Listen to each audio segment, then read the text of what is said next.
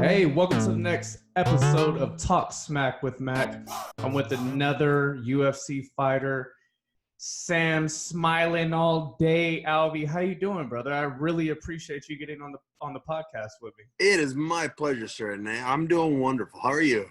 I cannot complain. I'm talking to a legitimate badass right now, so I'm in a pretty good mood. Well, that's very flattering.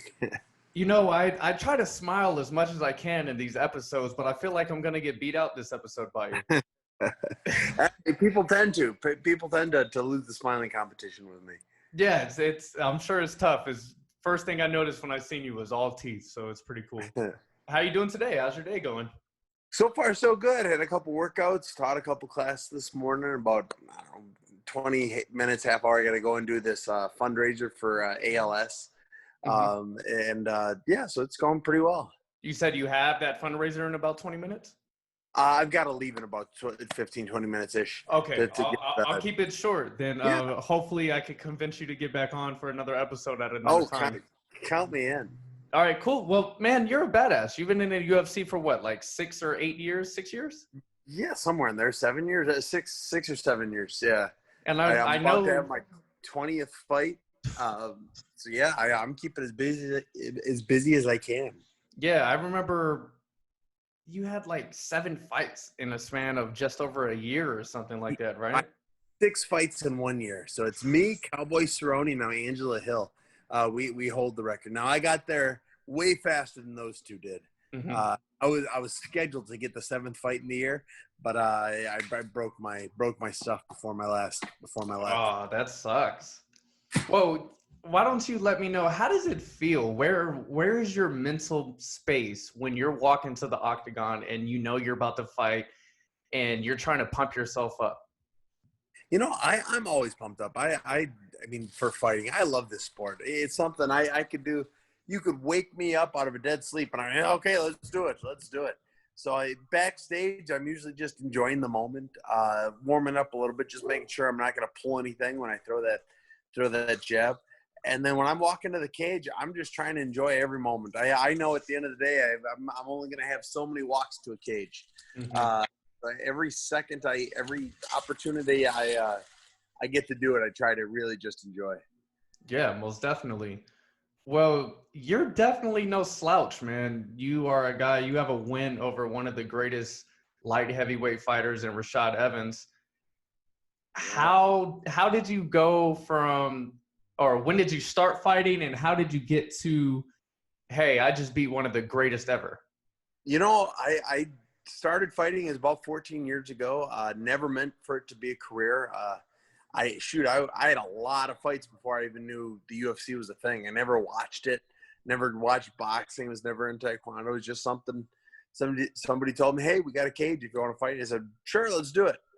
And I don't know, 4 or 5 years later, I made my way to the UFC. 6 or 7 years later, I made myself to the UFC. And then after that, I beat enough people and I got the opportunity to fight Rashad Evans. And so I've been truly just blessed with everything that's happened, and the mindset and the healthy body that the good Lord's given me.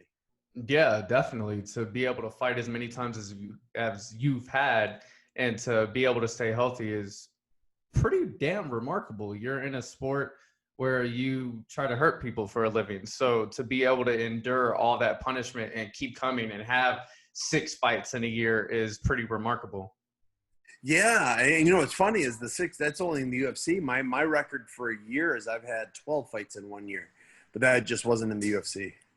12 fights in a year, man. You're pushing out 1 a month. How was it? Just an ongoing training camp, I guess, for that?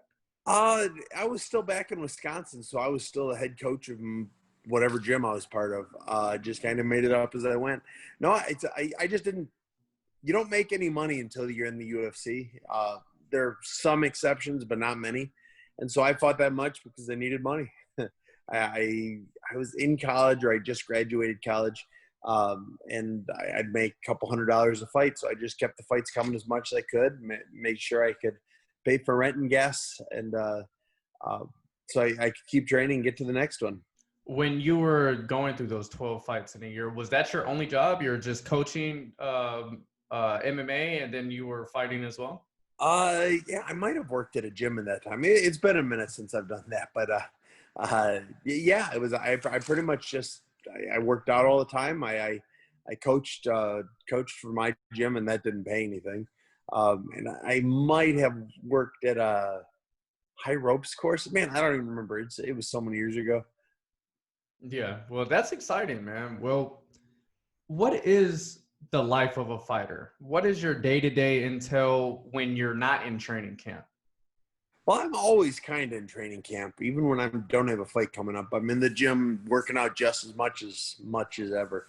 But a typical day is I wake up, I'll make a breakfast, I'll go work out. I'll work out 4 to 6 hours a day, depending on the day. I coach a lot too, so I work with a lot of kids and I work with a lot of amateurs as well. So I do a lot of work with those guys. And that's then I've got 5 kids of my own. So I'm pretty busy from the second I wake up to the second I pass out. How do you balance that? Having 5 kids and constantly in the gym, you're growing relationships with people in the gym that you're training, and you're building bonds with these people. How do you balance 5 kids? Do you have a wife or a relationship? Yeah. No, I've got a wife. We've been together for about 14 or 15 years. Okay, Uh, so you guys been through and she understands. You're like, hey, you're busy, I get it. So you guys have, I'm sure you have a really good oh yeah, partnership. she's my cornerman. She's my training partner. She's my manager. No, we just something we've always done. It's never even really been difficult for us.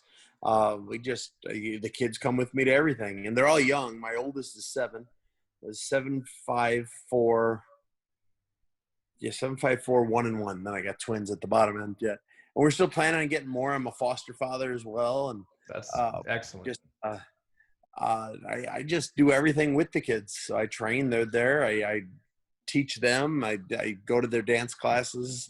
I do everything I can to with my kids. What do you like to do in your free time, or if you have any? I talk to you. I get 20 minutes. I get to talk to you. Yeah, I wanted to make sure I fit in that time frame. Well, yeah, man, I really appreciate you talking to me. What's next for you? What's coming up next? Do you have any fights Yeah, planned? I fight October 24th. I'll be over in Dubai. Um, and I'm looking forward to it. Just getting ready. I've never been to Dubai before. It'll be a little bit of a longer trip this time because of the stupid COVID thing and all that. So they're having me do a couple extra steps to get over there. But yeah, I'm really excited about everything they're having, everything that's coming up for me. How is a fighter life during the pandemic? We're all under we're all under the age of 55, and we're all fairly athletic. COVID. It hasn't slowed any of us down at all. We still work out 2 to 3 times a day. 100 different people go to whatever gym we need to. So it's really not slowed us down at all. Where do you stay at? What city? Oh, Temecula, California. Okay, Uh, and what gym do you train out of? Dan Henderson's Athletic Fitness Center, or Team Quest. Team Quest. Okay, that's pretty exciting, man. Yeah. I'm thrilled with my team. It's so nice to have Dan Henderson in the gym with us, just to keep us all humble. Because as good as we could ever be, he's Dan Henderson. Yeah, is he in there all the time? Yeah, he's in there most mornings. So our pro classes are 10:30 in the morning. If he's not working out with us, he's there to make fun of us. Uh, but yeah, he's there most days of the week. That's pretty cool. Go run through your cardio regimen. I'm trying to see how much do I need to push myself even more to be on your kind of shape. Well, it's different because fighters we don't need to be able to run for 40 miles. We need to be able to perform for 15 minutes every 8 weeks. So if we have an 8-week camp, I'll usually spend about the first 3 weeks will be just my strength and get it or my strength. It'll be more just lifting. I might go a little bit lighter to help with my weight, but I'm still lifting pretty heavy. My last 4 to 5 weeks is all the cardio. We do a lot more fight specific kind of stuff. So I'll do a minute 5 different exercises, a minute an exercise, kind of based on what I'm looking to do.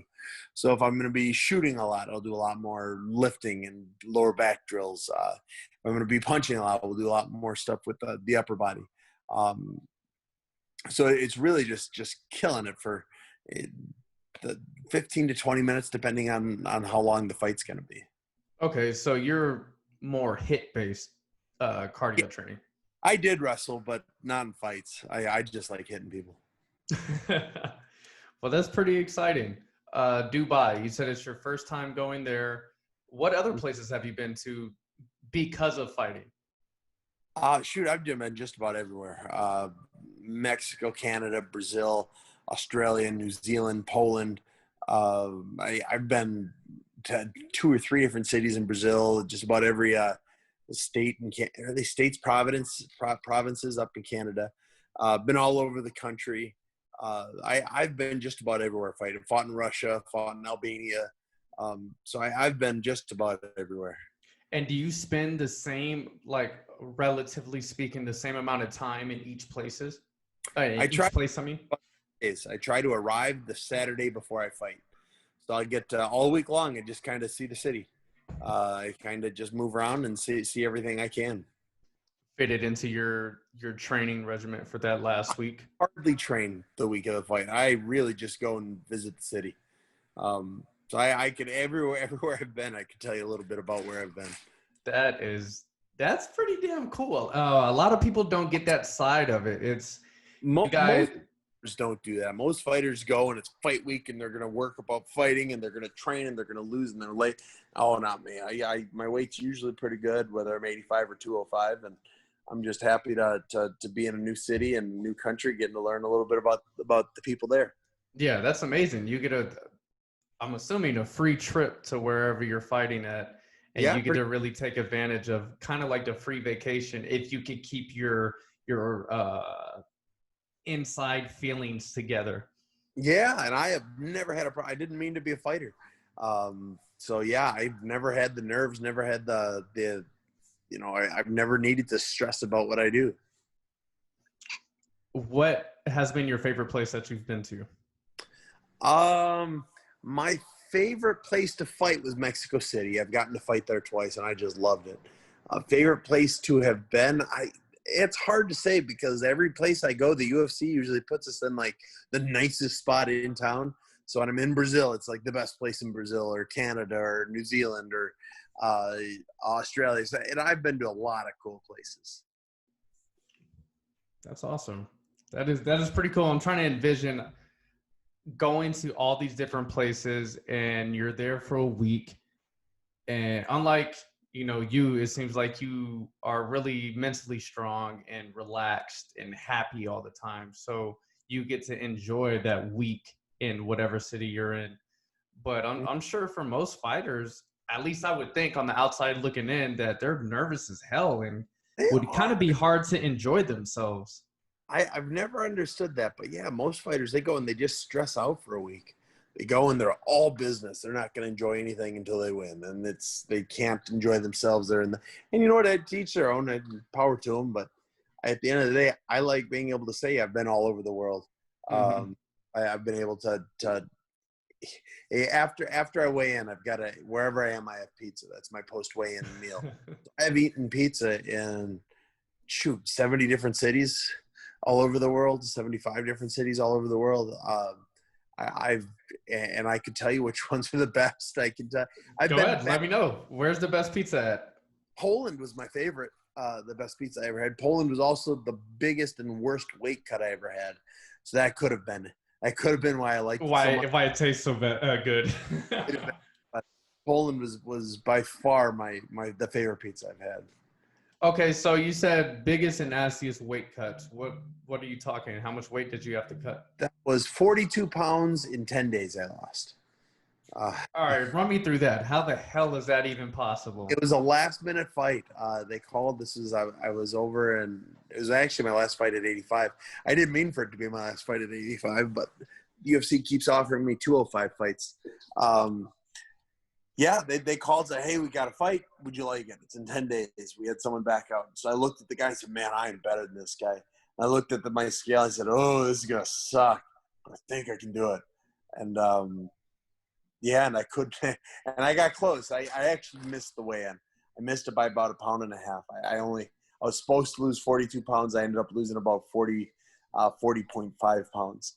But it was 2 weeks. I just ran a ton. I started my hardcore cut diet fast.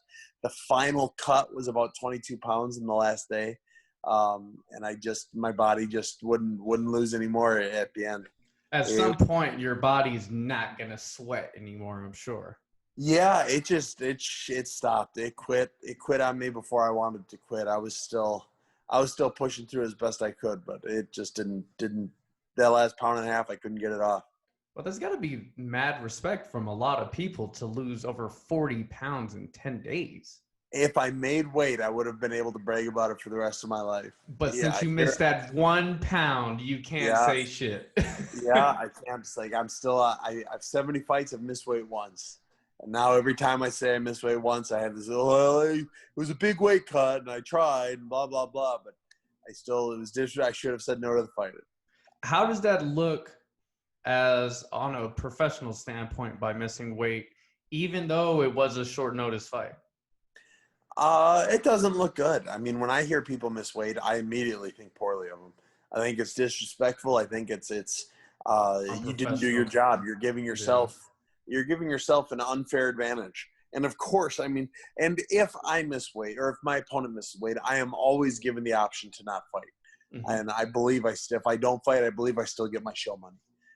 So I always get the option. But there's not a fighter alive that's going to say no. I mean, every fighter's going to say, yeah, okay, he's a pound over. How much is that pound going to help? That pound helps. And if you look at the stats in the UFC, most people that miss weight end up winning the fight.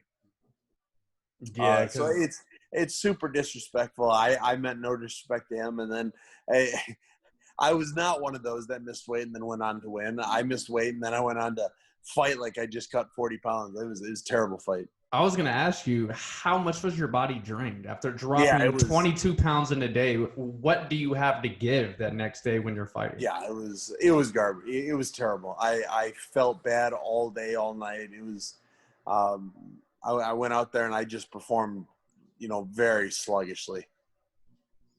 If you were provided the same opportunity, I would have said no. No. Yeah, I'd say no right now. How long ago was that? 2 or 3 years. 3 years. Probably about 3 years. So it was a learning opportunity. Yeah. I wish I would have learned from somebody else. They say a smart man learns from his mistakes. A wise man learns from someone else. Yeah. Yeah.